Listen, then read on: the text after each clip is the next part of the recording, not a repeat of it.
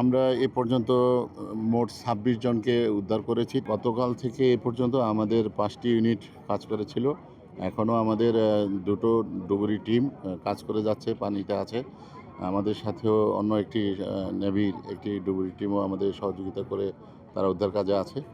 আর যতক্ষণ পর্যন্ত কোনো সন্দেহ থাকবে বা কোনো দাবিদার থাকবে যে তার একজন আপনজনকে এই দুর্ঘটনায় হারিয়েছে, ততক্ষণ পর্যন্ত এবং আমাদের ঊর্ধ্বতন স্যারদের নির্দেশনা অনুযায়ী আমরা পরবর্তী নির্দেশনা না পাওয়া পর্যন্ত উদ্ধার কাজ চালিয়ে যাব। গতকাল থেকে এখন পর্যন্ত সর্বমোট ২৬ জনকে আমরা উদ্ধার করতে সক্ষম হয়েছি।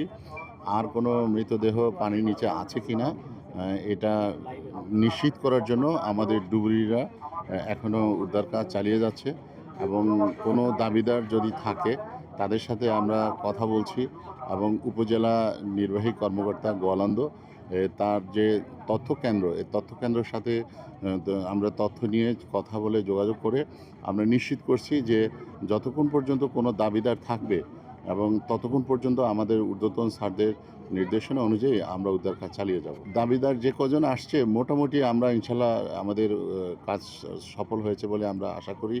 যে তাদের এখন আর ওরকম সুনির্দিষ্ট পাচ্ছি না যে আমার একজন ভাই বা বোন বা মেয়েকে পাচ্ছে না, এরকম এখন আর হচ্ছে না আর কি। মোটামুটি জি না, খুব কম।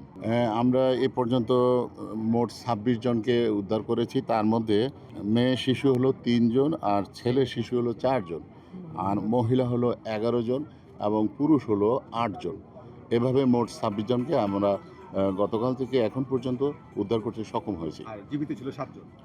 জীবিত তারা ওই দুর্ঘটনার শুরুতেই জি।